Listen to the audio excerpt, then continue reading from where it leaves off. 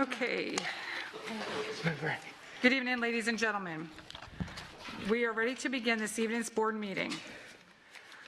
This school board meeting of March 23rd, 2021 is now called to order.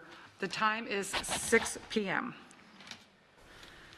We would like to take this opportunity to remind the members of the public of the district mission, which is to ensure that each student achieves his or her highest personal potential and the district vision to be a world-class school system. This evening agenda includes the invocation, the Pledge of Allegiance, public comments, consent items, which include 4 items under board office, one of which is good cause. Dr. Atkins, please provide an explanation for this one item. Yeah, this item is approval of appointments for the to the Independent Sales Surtax Oversight Committee. In my understanding, it's a late addition of a name that wasn't a part of the agenda, and we need to make sure that that person is appointed in order to have a quorum on Thursday. So that's why we're asking it. Perfect, thank you. As presiding officer, I find there is good cause to add this one item to the agenda. 5 items under academic services, 6 items under business services, 2 items under human services, 1 item under information systems, 11 items under operations, 2 items under public hearings, and 4 items under other business. Board members, is there a motion to adopt the agenda? I'll move to adopt the agenda as printed. Thank you, Ms. Fisher. May I have a second? Thank you, Ms. Morgan. Please record your vote.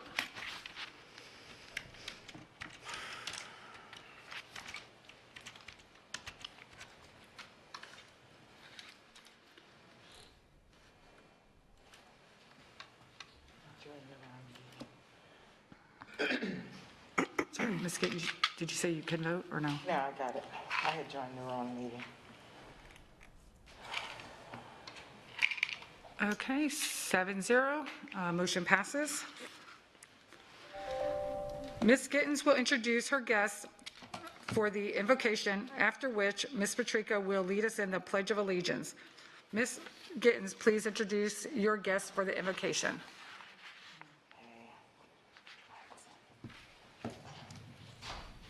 Sorry. You're fine. Okay, our guest to do our invocation this evening is Pastor the Reverend Juan A. Gonzalez, and he is the president and CEO of the Hive Community Development Corporation, and he is the lead pastor of Beautiful Savior Lutheran Church on Richmond Avenue in Lehigh Acres, Florida. And if you want to say anything else, you may. And thank you for coming and leading us in invocation. Will everyone please stand? Please stand, please. Thank you for this opportunity. Let us bow our heads as we invoke the presence of the Lord in this meeting. Heavenly Father, we come to you today or this evening asking for your guidance, wisdom, and support. As we begin this meeting, the meeting of the Board of Education, help us engage in meaningful discussion, allow us to grow closer as a group and as a community to nurture the bond of community. We ask you to bless us and bless us with your spirit of wisdom as the board discuss our preferred future and shared vision. Help our school board members and their stewardship, illuminate them, their work in cooperation for the greater good of our community.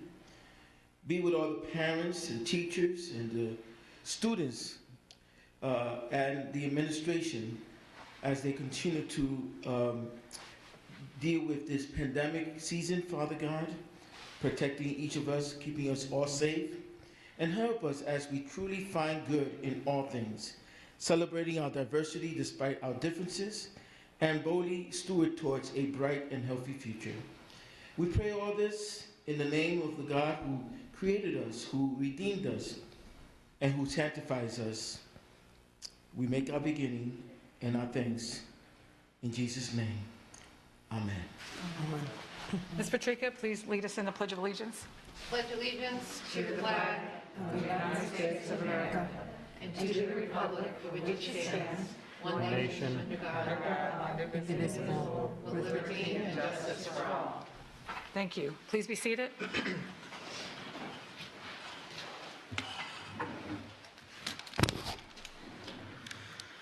Okay. The next item on the agenda is public comment. Mrs. Dupree Bruno, please address the item of public comment. Thank you, Madam Chair. School board policy provides the opportunity at this point in the meeting to address the board concerning any matter on this meeting's agenda or any other matter relevant to the operation of the school district. If you completed a blue card, please put it in the basket provided at the back of the room. If you need a blue card, they are located in the hallway outside of the boardroom. The rules concerning public comment are posted at the back. Public comment will be made from the central microphone in the back. Please be advised that the board does not respond during public comment to remarks made by speakers. At the end of the public comment period, the board chair, Ms. Jordan, will address concerns or the assignment of any concerns or requests to the superintendent. Board Policy 1.181 is in effect and requires everyone to wear a mask when on school board property unless you have a medical reason to substantiate reasonable accommodations. In addition, for the benefit of other speakers, we ask that you use the sanitization supplies which are provided near the microphone after you speak for the benefit of the next speaker. Speakers and those attending the meeting are expected to act in a respectful manner. The purpose of public comment is to provide feedback on school district issues. Personal attacks on individuals or abusive language are prohibited. In addition, clapping, hissing, and booing, unreasonably loud or offensive language, swearing, cursing, or display of temper are prohibited. Speakers who fail to follow proper decorum in the chambers will be ruled out of order. Any speaker continuing with such remarks will be required to relinquish the microphone per Board Policy 1.11 and may be removed from the chambers. Per Board Policy 1.11, the time per speaker is 3 minutes if there are 20, 2 minutes if there are 30, and 1 if there are 31 or more. Per Board Policy 1.11, the maximum time allowed for public comment is 1 hour. You will find a countdown at the big screen in the front of the room. Once your time has elapsed, the microphone will automatically shut off. We encourage you to address the board as a whole versus individual board members as they act as a collective body. Please state your name prior to making your comment. Madam Chair, there are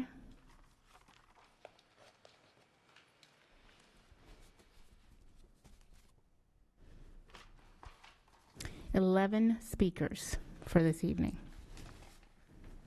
Thank you. Before calling on the blue cards, is there anyone who wishes to address the board who has not filled out a blue card yet on my left side? Is there anyone on the right side who wishes to speak who has not filled out one? Is there anyone back in A and B that has not filled out? Thank you. Mr. Dupree Bruno, will you please proceed with public comments? Thank you, ma'am. Annette Trosbach.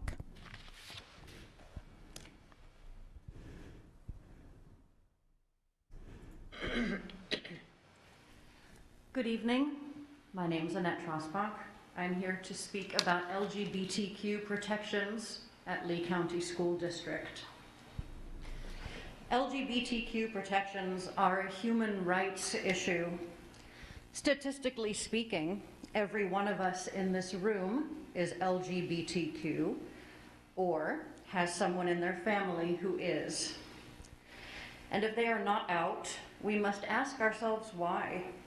If we refuse to validate their existence and protect them during the school day, for many of them the safest place in their lives, they will not feel safe to come out, and we must not be part of feeding that fear.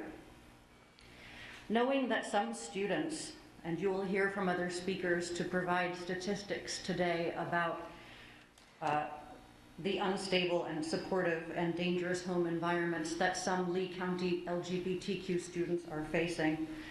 Would you, would any of us, wish to be responsible for outing them?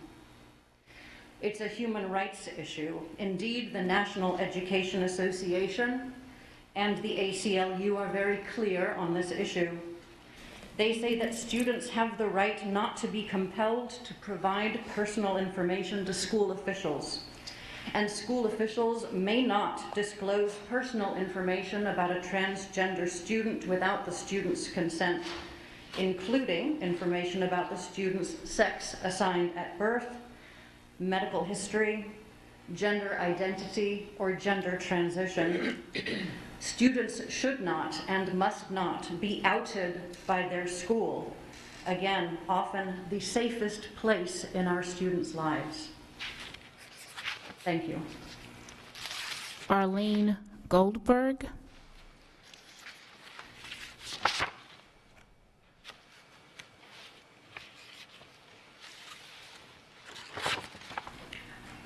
My name is Arlene Goldberg, and I'm also here to talk about LGBT rights. All young people have the right to a safe and affirming environment at school. For trans youth who are often in fear of bullying and the challenges of being outed, a safe environment in school is needed. Students have a right to have their affirmed name and pronouns used in school. Parents have the right to review their child's record that lists their affirmed name and pronoun if they are at school. This could out the student to their parents, though. The student's right is protected by the Title IX in the Education Amendments Act of 1972, and this is a federal law. Confidentiality. Young people understand their families best and know when it is the right time to share information regarding their identity. There is research that shows high levels of LGBTQ family rejection equals extremely high rates of depression, suicidal thoughts, and attempted suicide. For many kids, it may be that their parents and families serve as good, safe ways to share their personal information. But for some, and even many, sharing that information with their family could result in abuse. It is important that the district work with the youth and parents, if the parent is involved, to determine whether the youth is private or public about their identity.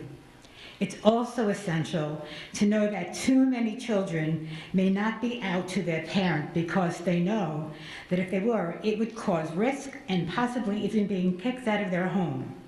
So every care must be taken to allow the youth to lead. Safe stickers. All students deserve a safe classroom or safe office space with adults. Often the only way to signal this to LGBTQ youth and youth of all genders and orientations is a visual poster or sticker. If a child is not out at school, and many are not, seeing visual support is a critical component for LGBTQ kids, increasing their safety and ability to learn. Thank you. Frank Gorino.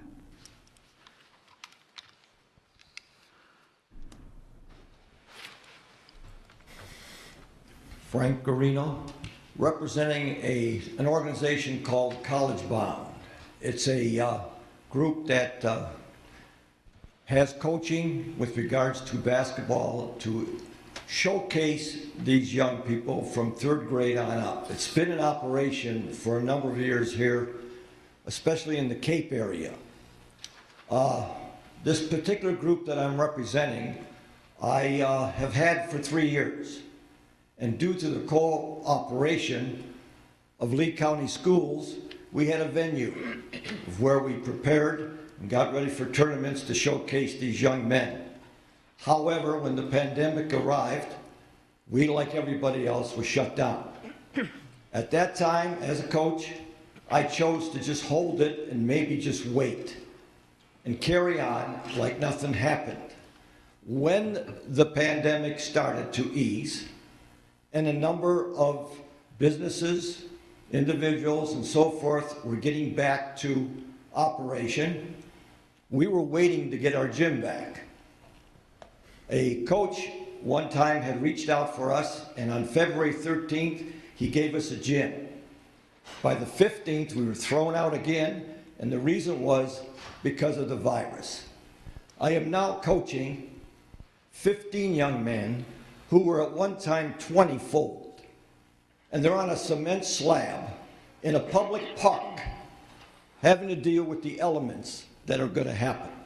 Now, I understand that we've had the cooperation of Lee County Schools. It wasn't something that we just initiated. We were already in operation.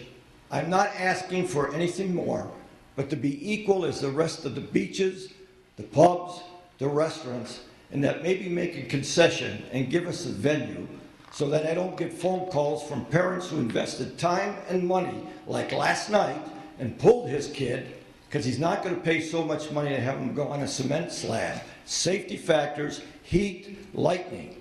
Now, I am just asking you that if we can have our gym back and be fair when it was applied to businesses, individuals, apply it to us. I appreciate you giving me this opportunity. Thank you. Misty Bruckner.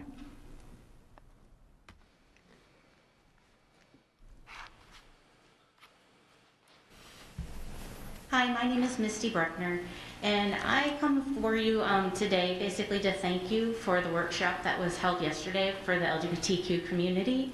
My daughter is transgender, and last year, going through the school system and some of the advocacy that I had to do for her was very confusing. Everybody was not on the same page, and I actually got to meet with Mr. Bradley to kind of advocate for my child within the school district and to make some changes, and it makes me very happy that this workshop was done yesterday. The one thing that I still am struggling with is the fact that my daughter has a gender marker of female on her driver's license, and she also is considered female with the Social Security office. However, when I come down to the district office to try to change her gender marker, I was denied and said that on her birth certificate, it would need to say female, which is very disappointing because we come from Wisconsin. And unfortunately, a lot of the laws have not caught up with today's society. And in the state of Wisconsin, you need to have gender reassignment surgery in order to change your gender marker on the birth certificate. So here we are. It's one step in the right direction, and I just wanted to say thank you for addressing the population and helping to make the school a better and safe place for our kids. Stephanie Brooks.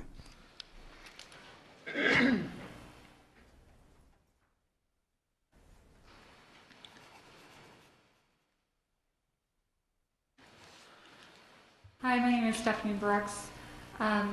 I apologize for not having prepared remarks, but I'm also in agreement with Misty that we're very excited to see that you guys are having that workshop. The more information that's out there and things that are reviewed, the education is there. I think that our teachers will be feeling better equipped and feel that the district is supportive. I didn't have a chance to completely review it, so I apologize for that too, but I know that the stickers of safe places was something that was being discussed. As far as I understand now, that is not currently allowed by teachers, but I'm not really sure on that. I do hope that that will be allowed if it's not currently allowed.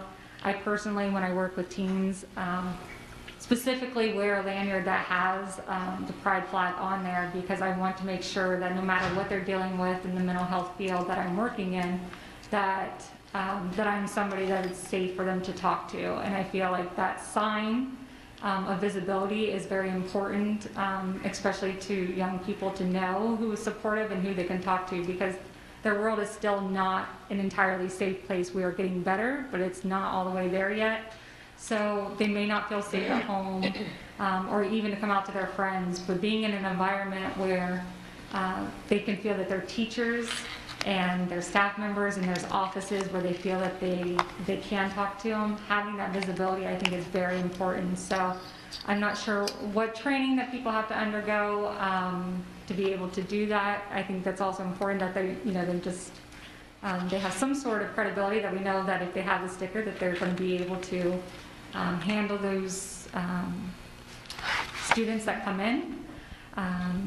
But I do feel that at basic level that we do want some sort of visibility so they know that who they can go to feel safe, because that's not always available to them. So I hope that everybody takes the training seriously and utilizes it to the best for their students. So thank you. Mercedes Price Harry.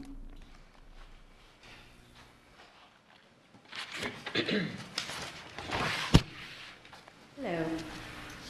Hello, long time no see. I got a full-time job, so I'm a little busy. I wanted to start by saying thank you to Miss Patrika and Miss Gittens.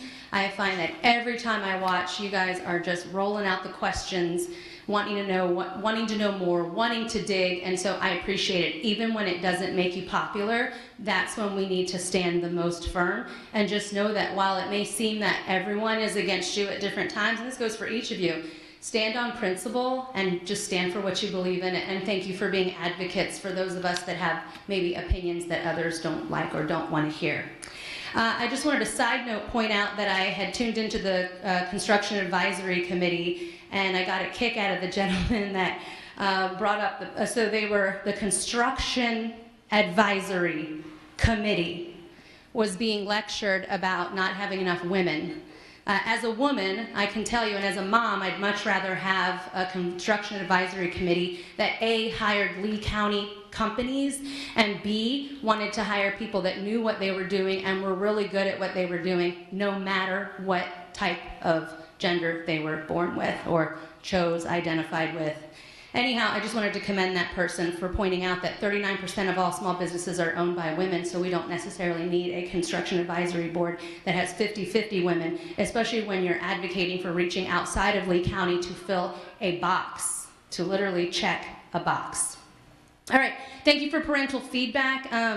You guys are always asking us for information, and we appreciate you coming out to the community. I was going to suggest maybe an online survey to help so that you don't have to drag your employees out in the middle of the night for the 9 of us that show up to the different zoning committees and all the different community events that you guys host.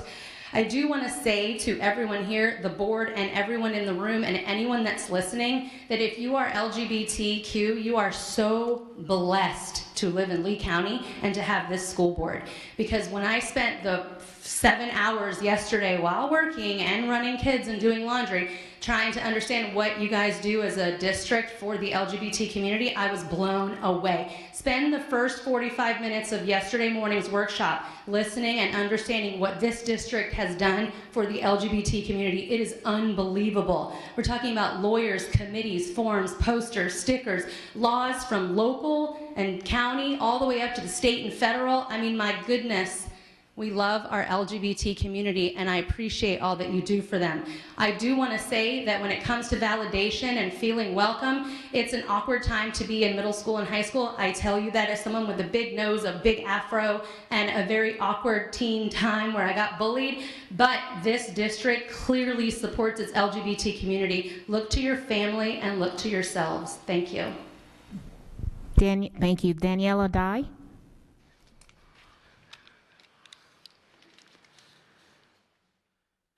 Hi, everybody. I wanted to talk to you about a few things today. One of the things is that the website still doesn't have the meetings posted. I know I spoke with Ms. Stillwell, and she was going to work on that. You have to jump through hoops to actually get to where the meetings are listed. The word of the month is definitely courage, and I've seen a lot of it over the last few days, just like Miss Mercedes. I have a full-time job, and it is exhausting to keep up with the meetings and go through all of the information that's posted. I have to say that I could call myself a principal. Thankful for you guys for letting me take my kids out of the school district, because it's an embarrassment to watch and be a part of what it is that you guys still have a part of. You guys are still supposed to be the designated office that takes care of if my school for my children, what I educate my children as is qualified and meets the state standards, and you can't manage it very well. So I'm glad I pulled them out. I'm glad I'm a principal, and I'm speaking to you today as a principal of 3 children. I'm calling on you guys to get it together, to stop bickering, to actually set an example, because you want to be examples and leaders for the state, but you're not doing a good job in your district itself.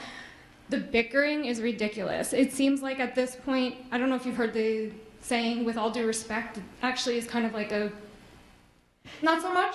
It seems like at this point, for the children is coming up as a word that basically means my personal agenda. I'm gonna say for the children, and you guys all have to back down because that's our safe word. I can't do anything without saying for the children. It actually just means that when you wanna say something for your own personal agenda and what it is that your committee, subcommittee, and you're leading is for. So let's stop doing that. Let's have the courage to stop doing that and actually do what we're supposed to do here. All the people are not being represented. I would have to say that it was discussed during the meetings that 18% of students in the state of Florida are LGBTQ.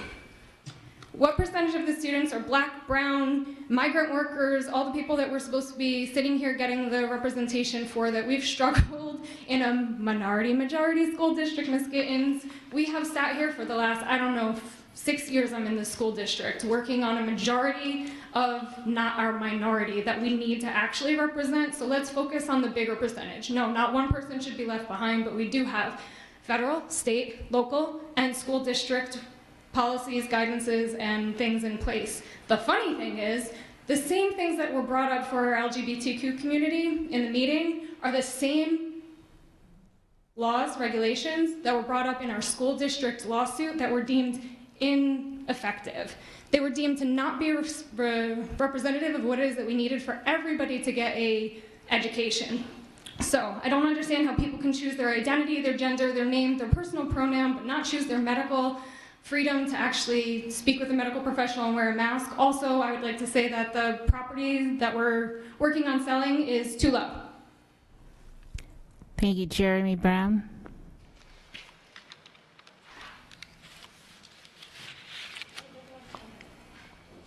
Hello, my name is Jeremy Brown, and I'm the owner and founder of Flip Mode Athletics.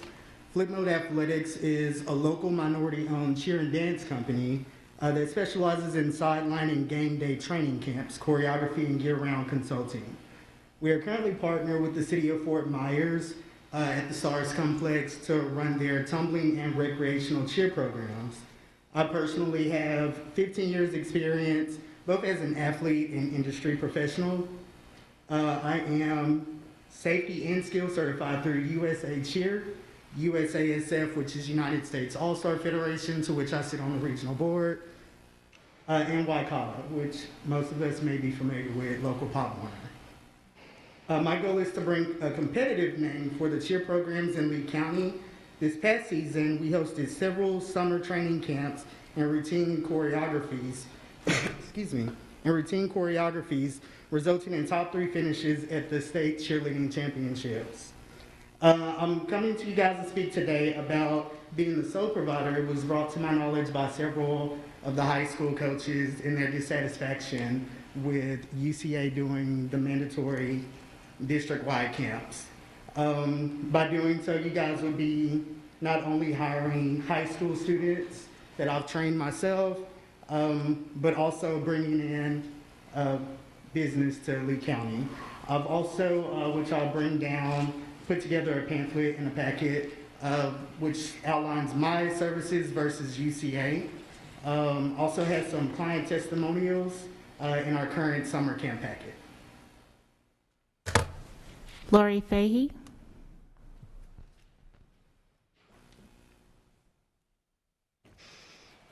Good evening, I'm Lori Fahey. If the board spent their own money the way they're spending our tax dollars, they'd all be living in tents.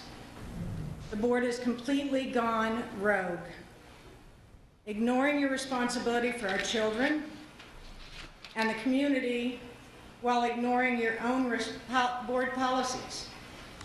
Board Policy 1.11 states that formal action shall be taken by the board only at regular and special meetings and public hearings. Spending $75 million to build a pre-K-8 on Three Oaks Parkway, which was a new location, was never voted on or approved at an action meeting. That might be why the public was unaware. Spending $40,000 to investigate this board was not either. This was brought up at public comment, or I'm sorry, good cause, during a workshop. Your consensus votes don't count. The votes need to be during an action meeting where the discussion is. And I have to say that that meeting also violated all sunshine by the cryptic manner that you were discussing the investigation. You need to follow your rules and your policy. All a board can do is self-investigate and audit to try to improve themselves. Once enough information is found that an infraction has occurred, board members are bound by statute to self-report to the state. The governor's office will then investigate the board. This is free, no charge to the taxpayers. This board and district must get to the business of educating and protecting our children now. Tonight is the time for you to vote to have the governor's office investigate this board's waste, fraud, and abuse. Thank you. Please do so. Melissa Hatter.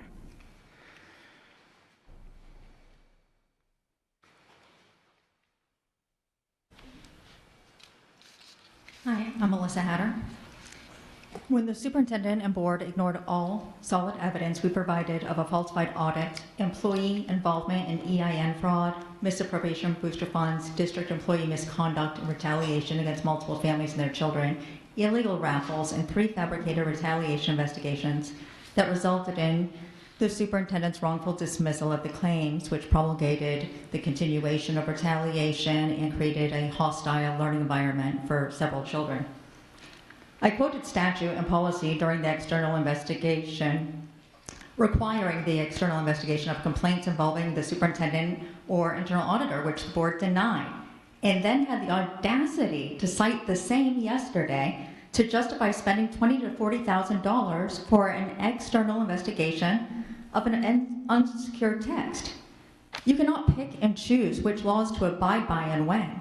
You can't choose who to advocate for based on your personal feelings or agendas.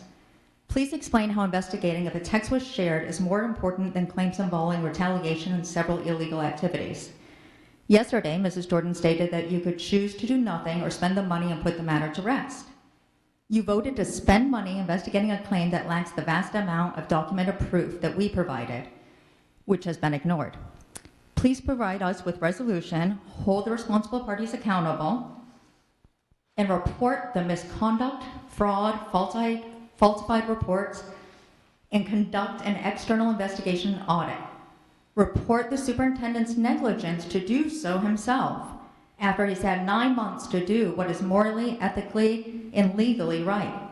The newspaper quoted him as saying what sticks with him from Psalms 121 is that God is watching over you. Amen. He is, Dr. Atkins. Yesterday, your constituents heard that discrediting a fellow board member is more important than several children and their families. Confirmation of the STEER priorities came 2 weeks ago when a board member stated public records requests allow incriminating information to be omitted, yet supported spending tax dollars in defense of these allegations that the board member just publicly admitted the district is guilty of. 2 weeks ago, Dr. Atkins stated members of his staff would be calling me since Mr. Brown and Mr. Simmons repeatedly refused to respond. I haven't heard it from anybody and it's been 2 weeks. This is the continuing retaliation and stonewalling that I'm talking about that none of you will do your jobs and do something about. Please. Courtney McGirt.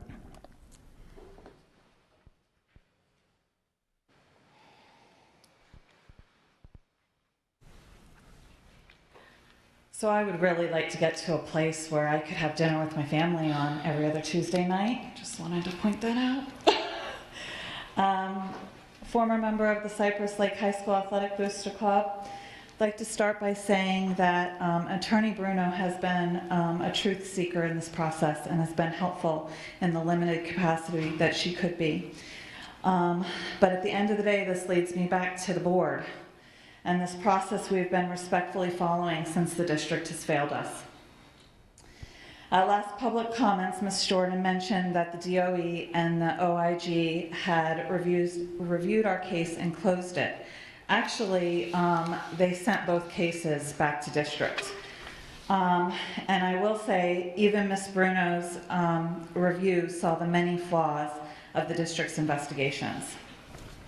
So at yesterday's meeting, it included discussions around whistleblowing, hearsay, law enforcement, external investigations, retaliation, and concluded with a path towards a $40,000 investigation of an incident, just to be clear on what happened. We have been coming to you for over 8 months regarding misappropriation of community donated funds for student athletes, provided evidence of several fraudulent activities and policy violations and district investigations, tax fraud, 4 children and their parents involved in retaliation and slander. And really nothing has changed. No answers about the money. In fact, the situation's worse, right? No accountability for the employees or the volunteers involved, and no resolutions for a path forward. Why? I'm having a difficult time understanding how the district or the school board has resolved the ongoing Booster Club issues throughout Lee County by fixing a handbook that already existed. Let me be clear. We knew about the handbook. The handbook is good. The accused knew about the handbook. Administration knew about the handbook. It was all disregarded. That's why we came to the district. And that's why we're here in front of the board. Governance issues are what led to the principal informing the Booster Club that they could no longer fundraise in the name of the school, is what Attorney Bruno's letter states. Actually, the reason given to the Booster Club members in a letter for dissolution was COVID. So it didn't mention misappropriation, tax fraud, governance issues, whatever you want to wrap this up to be. I encourage you, find out what happened at Cypress Lake High School and you will know what to look for in other schools and how to save other booster clubs. Show this community that you want transparency and trust with them. Thank you. Kelly Fair.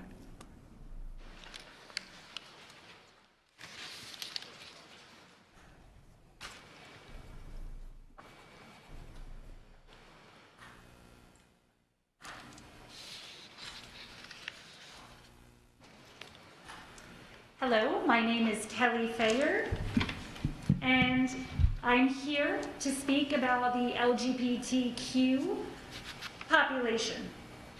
I am so proud to be here at this meeting, and I want to first say that I am looking forward to a time under your leadership where maybe I'm not coming here to talk about whether we assist these very special students to feel safe and secure and valued when they go to school. I look forward to the time, though, that we talk only about how. How will we make them feel safe? How will we make sure that their education is not impacted based on their treatment? Make sure that their mental health is suffering, and make sure that they never have a suicidal thought because of how things are going in school. The one thing that I would like to ask you is that before making any concrete decisions about whether to change policies regarding pronouns or safety stickers or confidentiality, that you speak to the folks that know these consequences, that have lived these consequences, and the people who have run organizations responsible for picking up the pieces year after year of children who feel broken. I said earlier that it is such a privilege for me to be here.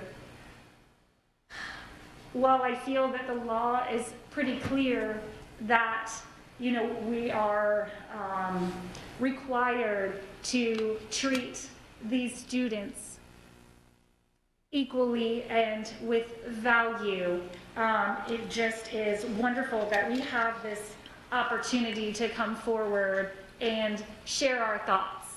I don't know if there is any member of the LGBTQ community who is a student who might hear this.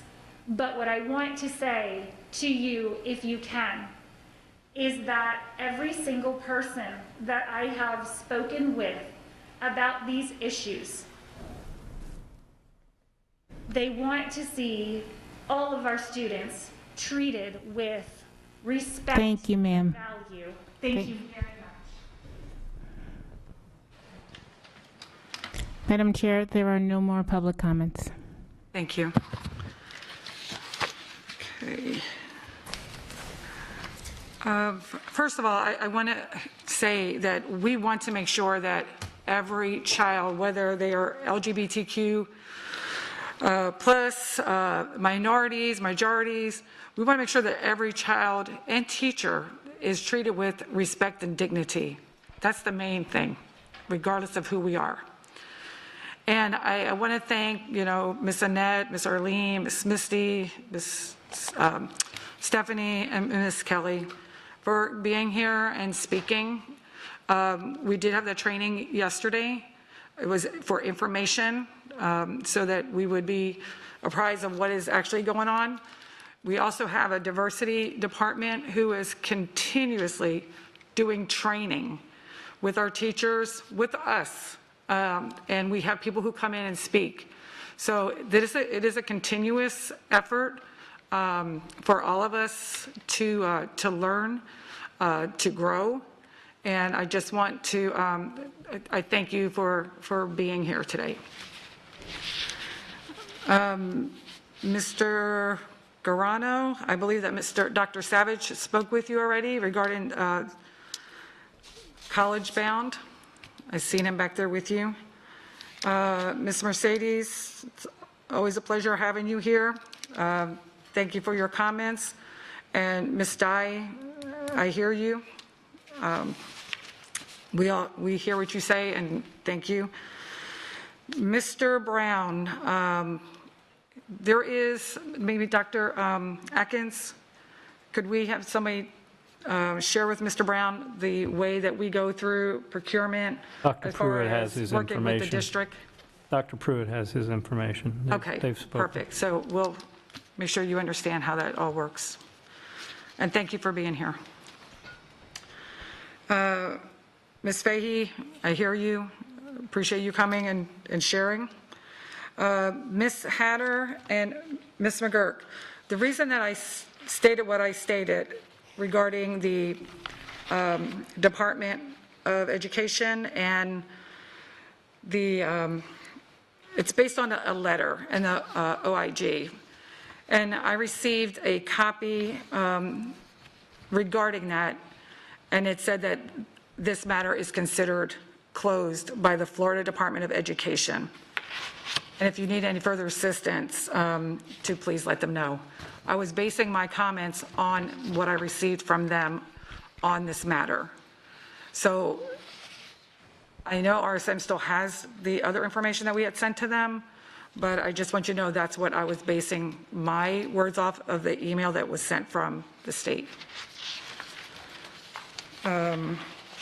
Gordon, it's my understanding that staff also has been working on a follow-up communication with her, and it's currently under legal review. She should get communicated with probably no later than tomorrow. Staff has responded to her on the 26th of February and on March 5th, and then this one will come out tomorrow. Thank you. And that was for Ms. Hatter or Ms. Yes, McGurk? Hatter. Ms. Hatter? Okay, thank you. And we want to make sure that your kids are safe and that we don't want anybody being harassed by anything. So please know that. But that's the information that I had, so that's why I stated what I stated. And then as soon as RSM gives us more information, I'll be more than happy to share that with you, with the two of you. Okay, so, thank you. So moving, our next item will be on the agenda is the approval of the action items. The document and action items listed under consent is made available to the board members 7 business days prior to the board meeting. We are expected to review all of the materials, and we have an opportunity to speak with the superintendent with any questions we may have regarding the recommendations. Some of these items have also been briefed or workshopped with the board in advance of appearing on this action agenda. Board members, are there any agenda items you wish to pull for discussion under unfinished business? One item, K11, the approval to pursue the sale of 10.43 acres of 14701 Ben C. Pratt, 6 Mile Cypress Parkway, Fort Myers, Florida, 339112. Thank you. Ms. Patrica? No, thank you. Ms. Fisher? No, I have none this evening. Thank you. Thank you. Ms. Gittens? None, thank you. Thank you. Ms. Vaughn? I have none. Thank you. Ms. Morgan? I have none. And I have none. Is there a motion to approve the agenda consent action items with the exception of the K11? Ms. Morgan? I move that we approve the action agenda items under consent except for K11. Thank you. I'll May I have a second. second? Ms. Fisher, second.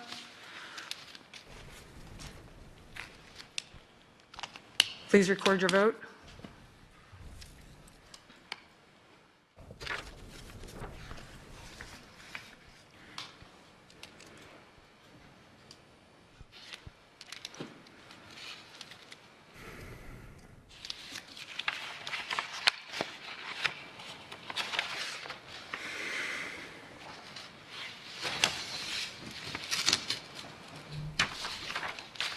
Okay, 7-0, motion carries.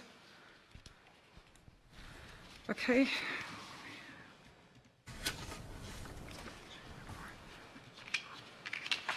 Okay, so we have K11 to address, which is the approval to pursue the sale of 10.43 plus at 14701 Ben C. Pratt, 6 Mile Cypress Parkway, Fort Myers, Florida, 33912.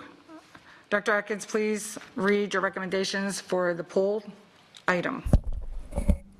The recommended action is approval to pursue the sale of 10.43 plus or minus acres of the 34.85 plus or minus acre parcel of the school board property located at 14701 Ben C. Pratt, 6 Mile Cypress Parkway, Fort Myers, also known as strap number 25-45-24-000005, to Seagate Development Group, LLC, in a gross amount of $2,271,653, subject to final actual property conveyance calculated via certified survey at $5 per square foot. Approval authorizes the superintendent to execute all documents.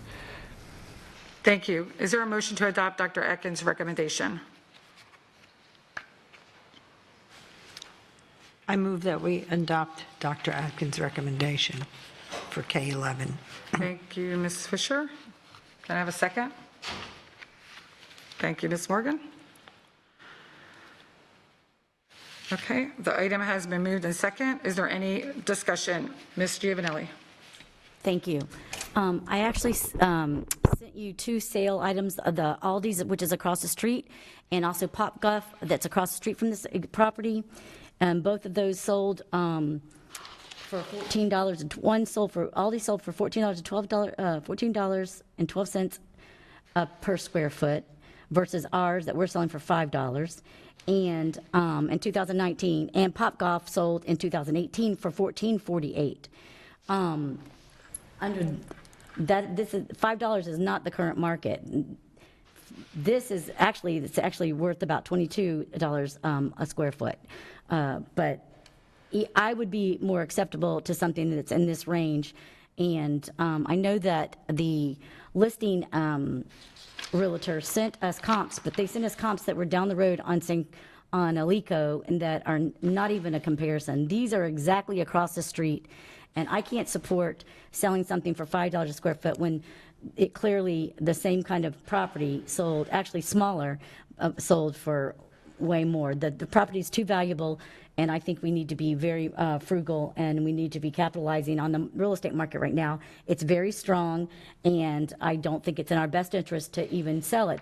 I would rather see them go back to the drawing board and get a letter of intent that is in this price range, and I would be more amenable to approve that, something like that, more like that on the agenda at this time. And I've sent it to everybody, so everybody has the same information. It's actually sold comps. What we were sent were actually listings that are not even sold yet. So these are actual sold comps, and I think it's important that we be the oversight that we're elected to do. Thank you. Madam Chair. Yes, please. Dr. Atkins? It's my understanding that what we're talking about are two different things. We have developed land versus undeveloped land. So the developed land being quoted on the one and undeveloped on the other. But regardless, I think that I have zero problems with getting questions answered that were provided in that email. If it's more comfortable for the board for me to pull this item and then come back after those questions are answered, I'm absolutely fine to do that as our staff. Thank you, Dr. Atkins. Ms. Vaughn? I'm agreeing with Mrs. Giovanelli on this. Actually, I brought this up yesterday. It wasn't my original question, but I contributed to the discussion on this yesterday because I live very close to this area and passed by it for years. And I have seen an incredible amount of development in this area. I mean, it went from there's nothing on this road a couple years ago to all kinds of building. And I believe if you look at the trends of building, you'll see, if one housing unit or commercial property goes in, and all of a sudden everything is picking up in reaction. So I'm not going to be supporting this because I really do feel, I felt this way yesterday, but I didn't have the expertise to know how to go about finding square footage. With all due respect to the presenter, I feel like when we have these kinds of things brought to us as a board, we should have some solid information that goes beyond, oh, well, we can't do appraisals. And again, I'm not an expert. Ms. Giovanelli, that's her career, and hadn't sold a house in a long time, but yeah, the comps are the seller. They're not, what somebody has for a list price. And I think, if I had that kind of money, I'd put it down on this and hold on to it. So I really like Dr. Atkins' offer to table it and then come back with really good, solid information, because right now, I do not feel comfortable voting on something for $5 a square foot and then finding out that the person or the company that bought it from us, or maybe the realtor who's going to invest in it a year from now, is selling it for $15 a square foot. So I would love to take Dr. Atkins up on his offer to table it for this meeting. Okay. Do we have any other discussion? If not, oh, Ms. Gittens? Well, just, I agree with, first of all, the poll and accepting Dr. Atkins' proposal to wait and get more information. Thank you. So if I may, then, could we please take a hand vote on who would like to have the item pulled from Ms. Bruno? You have a motion on the floor, so you have Okay. to address the motion. So the motion is on the floor for us to adopt. So who is for us to move forward with it? May I table? Ms. Morgan? Yeah, I'm just offering to table the item for, let's say, 30 days or so. That, That's fine, yeah. And I'll second if we need a second. So do we have a second for the table? I just said. You I'd seconded it? second. I'm sorry, Ms. Gittens. Okay, all in favor of tabling it for 30 days? 7-0. Thank you both.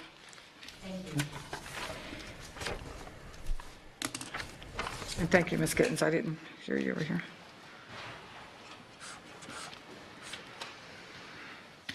Okay, next is public hearings. Dr. Atkins, please present your recommendations for this evening's public hearing items.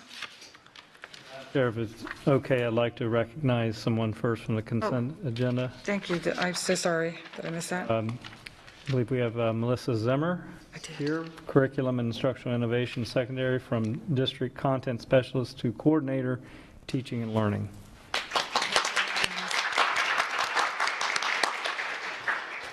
And Melissa, I apologize. I have all these color codes, so I'm so sorry. I definitely don't want to overlook you. Now, Dr. Atkins. All right, first item, approval to revise policy 5.29, managerial discipline guidelines for transportation employees in compliance with changes in related rules, regulations, and statutes to adopt best practices and promote transparency and accountability. The effective date of the adoption shall be March 24th, 2021. The next hearing, approval to adopt the 2020, 2021, 2022, 2023 exceptional student education policies and procedures, SP&P, in compliance with the changes in related rules, regulations, statutes to adopt best practices and promote transparency and accountability. The effective date of this adoption shall be March 24th, 2021.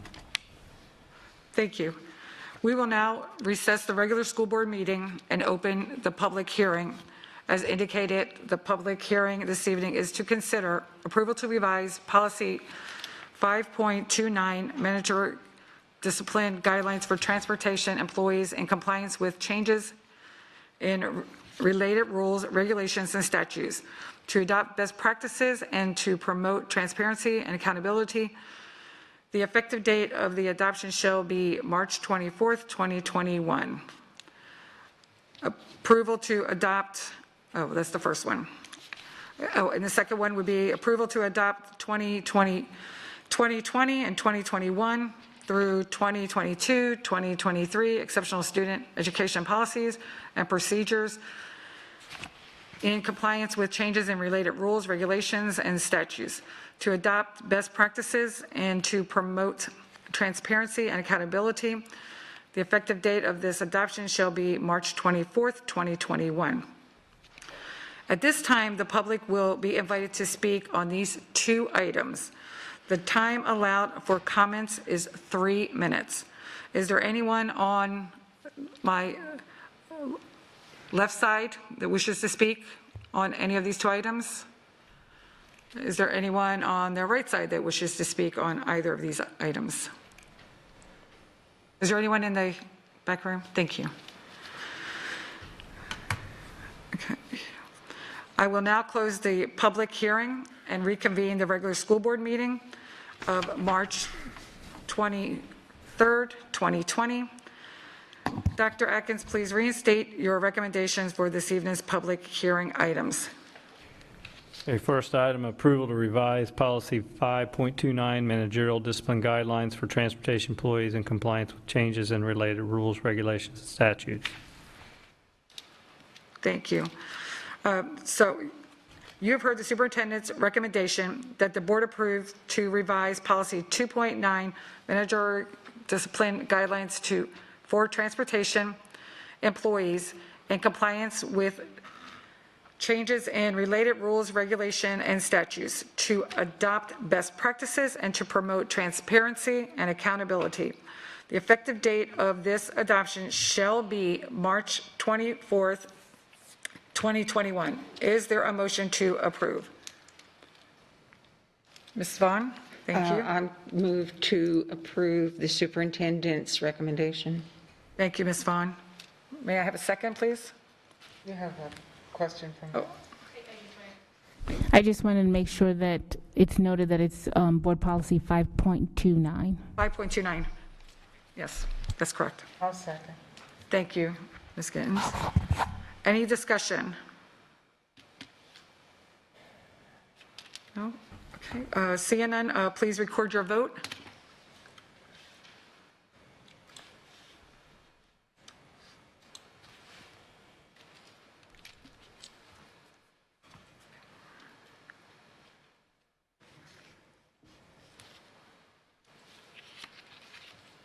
Okay, and it's 6-1.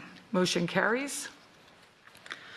The second is, you have heard the superintendent's recommendation that the board adopts the 2020, 2021 through 2022 to 2023 exceptional student education policy and procedures in compliance with changes in related rules, regulations, and statutes, to adopt best practices and to promote transparency and accountability. The effective date of this adoption shall be March 24th, 2021. Is there a motion to approve? I'll move that we approve Dr. Atkins' recommendation to adopt the 2020, 2021, 22, 23 exceptional student education policies and procedures. Thank you, Ms. Fisher. May I have a second? Ms. Morgan, thank you. Any discussion, please? Seeing none, would you please record your vote?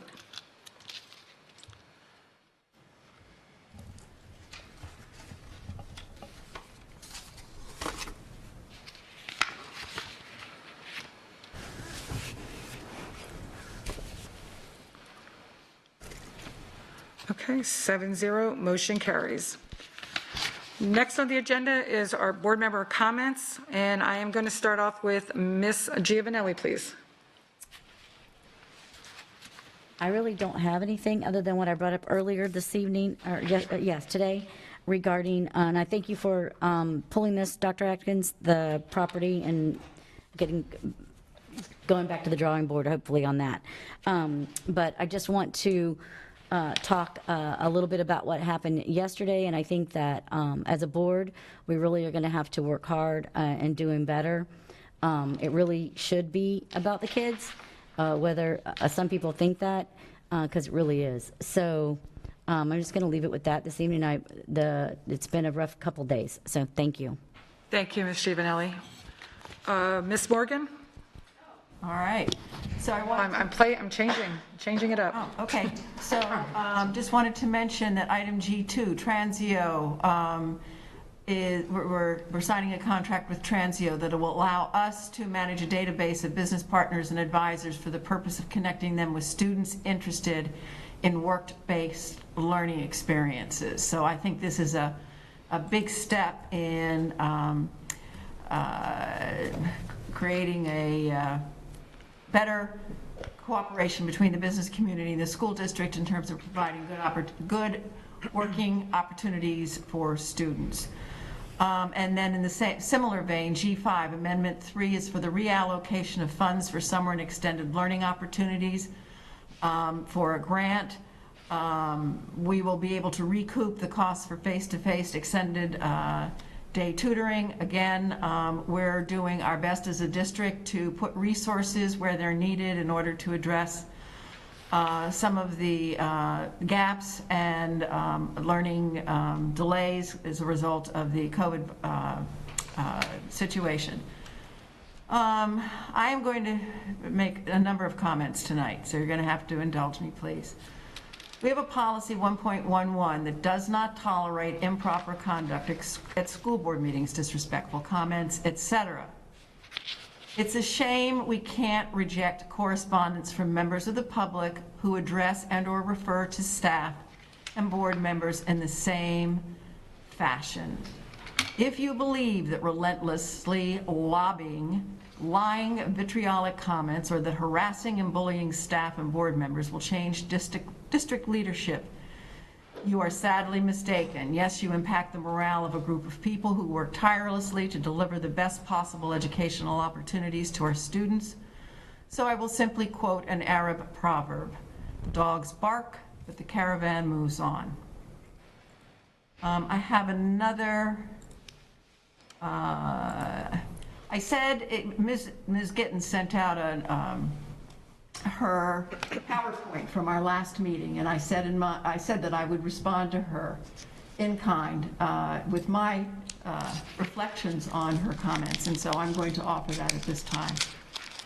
2 weeks ago, Board Member Gittens made another plea for members of the board to share her concern about the number of portables located in the East Zone. She underscored the gravity of the situation by sharing data supporting her belief that the inequity is being perpetuated against that community. It has become her Jeremiad. I have listened carefully and respectfully at length, but the data presented then was in service to a belief that a grave inequity has been and continues to be perpetuated on members of the East Zone community, and it speaks to intent by past governance teams. Ms. Gittens suggests that the board members and staff are not responsive to her pleas. She insinuates that we do not do our job on behalf of district students and staff as a board and governance team prior to her arrival, and that we continue to ignore their need. The picture she paints is black and white, without the nuance and color that context provides. Other facts and data, all placed in the context of external threats, economic and legislative, are required to tell the full story. So I, for one, regret, but do not apologize, that from boom to bust, the population growth in Lehigh continued at a time when we had to significantly reduce capital investment, and when we were required to make essential capital investments in health and safety to meet the needs of all. So here's some context for those members of the public that we're trying to educate about this situation. After 2009, difficult recommendations to use portable seats were made by staff and superintendents and approved by previous boards in response to a dramatically declining capital revenues as the need for new student seats continued to climb. Decisions were made with the expectation that while new students were provided seats and portables during the Great Recession, portable seats eventually would be replaced by brick and mortar when funds became available and portable replacement construction was authorized by the state. Just FYI, purchased portable seats by state definition are student seats, seats that cannot be replaced by brick and mortar until the life end of that particular portable. 3 people sitting at this board table, Ms. Fisher, Ms. Patrica, and me, in 2017-18 worked extremely hard to prove to the public that we could act cohesively, decisively, and responsibly in executing our fiduciary responsibilities to the community. We placed the sales tax referendum on the ballot, worked extremely hard with staff and business partners to explain the need for additional capital dollars. At the head of our list, our needs list, was new schools, primarily in Lehigh. Our hard work and that of district leadership was rewarded with passage of the November 18 sales tax referendum, a referendum that Ms. Gittens did not support. I repeat, Ms. Gittens campaigned against the referendum and against the interests of the East Zone in so doing. Immediately, work began on developing internal capacity for planning and management of the promised projects, essentially reconfiguring the entire capital plan and our 5-year capital budget. The 2018 board, the board at this table, oversaw this work in 2019 and supported the recommendations of the superintendent and his staff. In the past 3 years, over $150 million in sales tax funding has been spent across the 3 zones on maintenance technology and on safety and security. and new construction has taken place in Lehigh. Lehigh Senior, Gateway, Lambs, expansion at Varsity Lakes. We are committed, the staff is committed to expediting the use of sales tax dollars as promised to the community and is overseen by ISOC. We are told the community is not being engaged in the process for school development. Board members have received information and education about historic and revised policy and process for site selection and community engagement. Changes have been made, and yet the process continues to be misrepresented and challenged for lack of transparency. We have staff working extremely hard in multiple divisions to best meet the needs of students and staff as capital dollars are allocated. They are demoralized by expressions of distrust and lack of respect for their work. I hope staff is preparing a thorough accounting of their work on behalf of students in rebuttal to comments made. If we are going to be transparent to our constituents, they are entitled to a complete set of facts. And those are my comments. Thank you. Thank you, Ms. Morgan. Ms. Vaughn. Okay, I wasn't going to offer any comments this evening, but I feel like given what Ms. Morgan just stated, that I have to, as she calls it, a rebuttal. One of the most grievous sins to me is the sin of hypocrisy. I feel like hypocrisy is the root of much of the ills of this world, and certainly the ills of this school board. There are a couple of members on this school board that consistently point fingers at a couple of us, and I'm one of them that's targeted, that we're demoralizing staff by asking questions, that we're not thankful, that we're not appreciative. It's BS. I, for one, and I know at least another one of the members here, I was a teacher for 38 years, including 8 years at Estero High School. And I can tell you that I worked darn hard at that school, and I ran for school board not to show how clever I am, not to show how much legal expertise I have, not to brag about how many schools I visited or people that I've had meetings with. I ran for this school board because I saw things that could be improved. And that's what I have been working for. I'm so tired of hearing, and one of the speakers today said this, when you say, it's for the children, and it's usually in that manner that it's said, with the implication that some of us, because we ask questions, are not for the children. Again, it's BS, because we have cleared that up on this board, that everybody here is for the children, but we choose to manifest it in different ways. I don't bring these things up, but I'll tell you what, when I am pushed, I'm going to respond. And I'm going to say that it's very nice to pin a medal on yourself for 2018 and say, well, Ms. Gittens didn't support something. I didn't come out and actively support it either.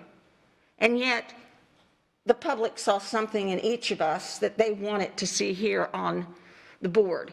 It's very convenient when this could have been brought up, the sales tax in 2016. Oh, but that was an election year. And there were a couple of us, about a year and a half or so ago, I think Ms. Fisher was one of them, that we wanted to see a way that we could, through local funding, that we could increase taxes so that our teachers, that we wouldn't have to scrape to get our teachers more money. But guess what? That didn't fly. And who were the major people against it? Oh, the people who were running for election. So if you want to put it down that way, there are arguments on both sides. Work condusively. I remember some of the people who talk about the most getting along are the people that have a history of writing complaints about fellow board members, working collegially. The same people that give little digs to those of us that are targeted. And again, if I'm pushed, I'm going to push back. And I'm not going to sit here and take the insults and take those who think that they're holier than thou to give me maybe tutorials on Robert's rules. Now, I'm probably out of line with some of the things I've said, and frankly, it's me. And I'm talking from my heart. I have a few scribbles written down here, and I hadn't planned on saying anything. But when we've just been talking about this very topic, and we have a vitriolic speech against one of the other board members, how is that making things better? It's not. It's making things worse. So y'all think before you speak, because none of us sitting here on the board are saints. And we're all going to screw up from time to time. And we're all going to say things that maybe we regret. But to have a prepared speech against a board member, that's why we have the problems that we have today. Thank you. Thank you. Ms. Patrica? I thought I already said no, thank you. No, thank you. Thank you. Ms. Giddens? You say that with trepidation, wondering what I'm going to say. Thank you. Thank you very much. We are living in a gotcha society. And again, I was not going to address this, but I feel that I at least need to. My report last week was not an insinuation, it was fact. I used data that was given to me, given to all of us, from the hardworking staff that compiled it. And I did give them credit for that. I look at things differently. And I honestly feel that that's why I guess I have been placed in this position, because I do look at things differently. And in 130 years, I don't know if you have seen this district from my eyes, from my view. And I feel that that's why I'm here, to help you see and understand what you've never seen because you've never experienced, you've never felt, you have never been accused of doing things that you haven't done. To put it simply, there is a certain privilege on this board that I don't have, and that I have never had, and I will not have. But a plethora of our students don't have it either. A plethora of our employees don't have it either. And I need you in whatever way I can do it is to understand something that you have not experienced. Someone accused me a couple weeks ago of playing the race card. And I said, oh, no, I have it in my pocket, but I have not placed it on the table yet. When I need to, I will. The insinuations, the cutting me off, the insinuating that I don't know what I'm doing or whatever, and how could I take this information and do that? I took information that staff gave me, and I looked at it through these eyes, and through this experience, and through this life walk. And when you look at things the way I do, you may see them differently. And I beg you to listen to me.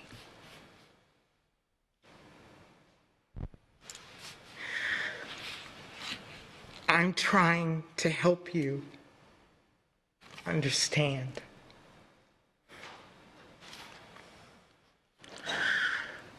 And I know you will continue to say, if you just stay in your lane and shut up, you'll be fine. I have 1.5 years, and I have no idea if I'll be sitting here again. But if I am only sitting here during that time, I will continue to say the same thing. Because as I look at the data you give me, that's what I see. You see something different. We are in the business of education. That's why I'm here, to educate all of you.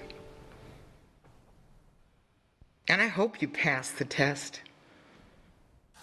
I hope you can look at those children when you go to the schools and see them smiling and come back and talk about all the wonderful things. But do you really know what's in that soul? Do you really know why that child's not achieving? Do you really know what they see when they go home? Do you really know what it means when they try to turn on their computer and they can't get on because they don't have enough connectivity? And they want to do it. They're not lazy, but they can't get to it. Listen and learn. And if in the next 2 years, somebody sitting here doesn't look like me or doesn't look like someone that's Hispanic or like the 60% of our majority-minority district, you still will have the responsibility of having been told. And just like it says in the Bible, if you don't know something, it's one thing, but once you hear, you are responsible. You're all responsible. My question about the data that I gave, and trust me, I had one board member say, well, how did you find all of that out? I said, I stayed up day and night looking at the material and saying, there's something here we're not seeing. And I did the figuring myself. I did not have someone give it to me. I did not have someone do it for me. But I did pass it by some very intelligent people that don't look like me and say, look, go through these numbers, make sure I'm seeing this right. I did not want to present something that was delusional or demoralizing. And maybe, just maybe, staff could say to me, well, how did you figure it that way? Let's sit down and talk about it. Maybe there is another way we can look at this. But instead, I was poo-pooed. How dare you do that? How dare you question? How dare you badger this hardworking staff? I used facts from you. I looked at it through my eyes and gave it back to you. And you closed your eyes because it was me giving it to you. That was not what I needed to say tonight, but I had to. I have a couple of things, and I'm actually going to end on something happy.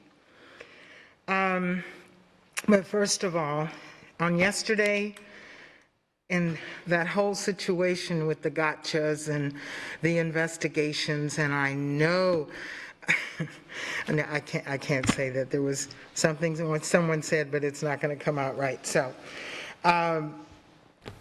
since I've been on the board, there's certain people that are just looking for something. I smell something and I know it's somewhere around her. Going back for just a moment to what I said about teaching you, staff members and board members, I have been looking like this for many years, and it brings with it a certain discernment and understanding of people. Don't think that I don't see, even through the masks, the looks, the disgust, the sighs.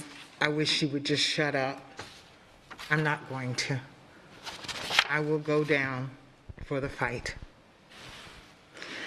So yesterday, with all the things about investigations, and I said, and I will stand by it, that if this board chose to go down the route of spending taxpayer money to investigate us, then I would follow up and contact the governor.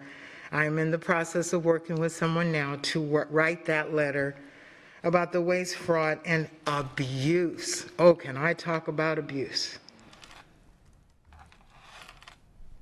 And all of the investigations and the gotchas. It may not even get any further than, on his secretary's desk. But I'll feel better about it because I would have sent it to someone else that maybe they understand. Maybe. Ms. Patrica, as our liaison in the Estero project, several months ago, I think you were voted into that. And I really would like to hear some updates from you, not from the staff, and your choice to either give it to us verbally or send us something in an email.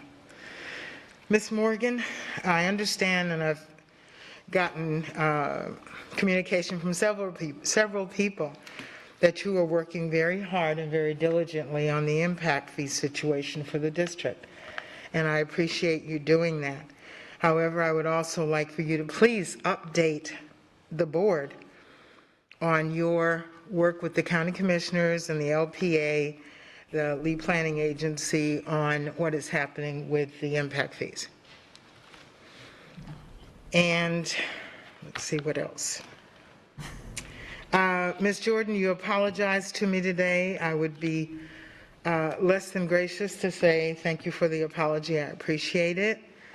And actions speak louder than words.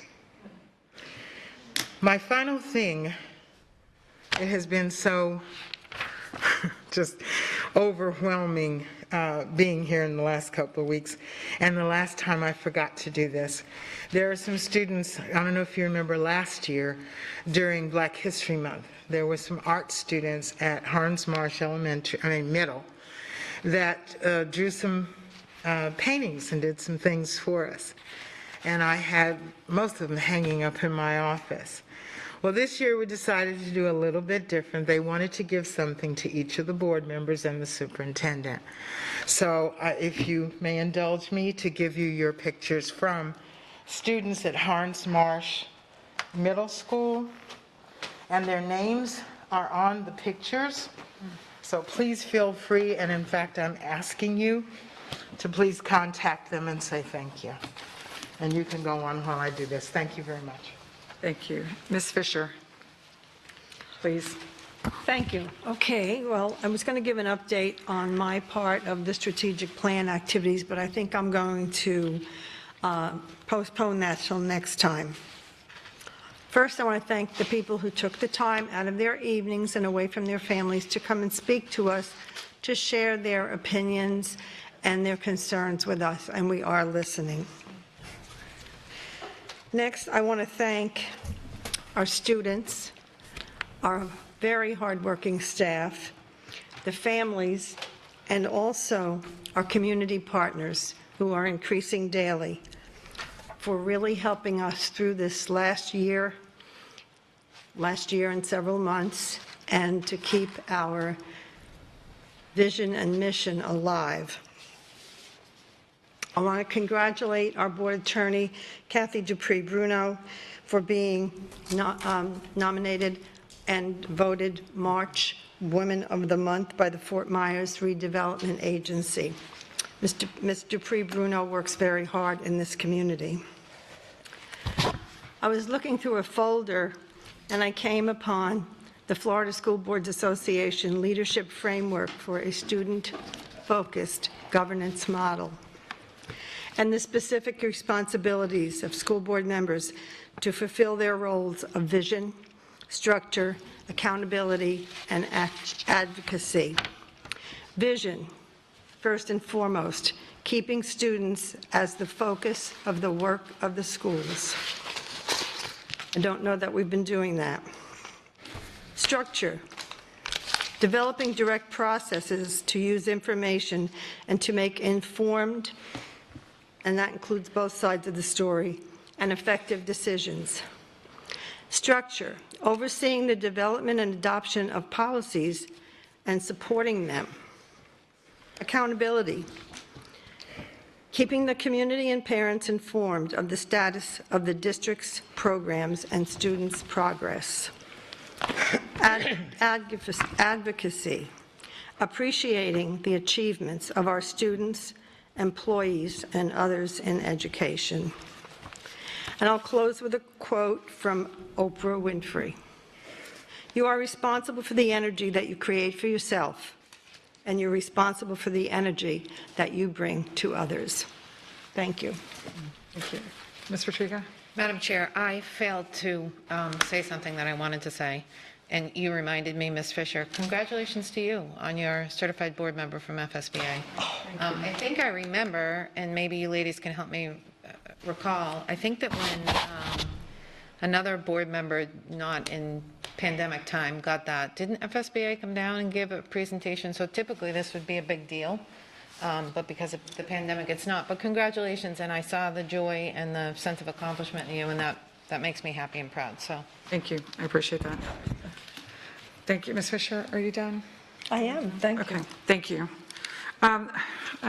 I spoke this afternoon with, or I shared everything this afternoon. I do want to share again, though, that coming this Thursday, coming up, the schools had received a survey that went out to the seniors that we are going to be doing the CTE will be doing a online virtual job fair for our seniors. And I think this is really important information. So I hope that, being as it is the first one, I'm hoping that we get a lot of participation on that. And I wanted to share also, Ms. Ware, I see you out there, Franklin Park. It's going to be coming up. We'll be discussing that come April 13th. So I'm really excited about that. It's going to be on the agenda, and we, have the opportunity to start moving forward with that. So I'm glad with that. And again, I just want to thank the people who did come here and speak and spent their time with us. I really do appreciate that. We do have a lot of work to continue to do on this board. And I'm hoping, and I know that we're 7 intelligent women. We all have our strengths, and I know that if we pull it all together, we can do anything. And actions are, and that was my action, was to start off with an apology. So I'm not ashamed to apologize if I believe that I've done something to hurt somebody. So I will, going to leave it at that. But I just want to thank everybody, and please continue to come and share with us, because we are here to hear what you have to say. And with that, I'm going to move on to Ms. Jordan, can I just say one thing? I forgot to thank Pastor Gonzalez for coming and doing the invocation. We appreciate you doing that. Thank you, Pastor. Good seeing you as well. Ms. Dupree Bruno? I have no comments, thank you. Thank you. Dr. Atkins? Do you have any comments? Well, I wasn't going to have any comments other than to say that since we received this, each of us, I just, recently one of the schools that I chose to visit was Horns Marsh Middle School, and Alex Durzansky and his team, the school looks beautiful, and they've done a lot of artistic updating, and so if you haven't had a chance to go see it, not only displays of student art, but also just art on the walls. I just was very, very impressed when I came away from it. It's been a little bit since I'd seen it, so I just want to pass that on. Other than that, I don't have any further comments. Thank you. Thank you. And Ms. Gittens, I want to thank you for bringing these on behalf of the children, because these are absolutely lovely. It's really beautiful. Thank you. Is there any way that we could have someone we all hold them up and take a picture so that we can send it to them? Is there anyone that would do that with their phone? Okay, so Ms. Gittens is wanting us to hold up the pictures and have a photo opportunity for this, but I don't think we have anybody here to. Okay, would you just take a picture if we all just. Or Miss. You can take the blue tag off.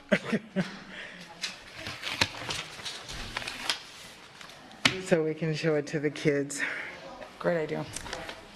Thank you. Okay. And handle this. Or a video, even. Panoramic.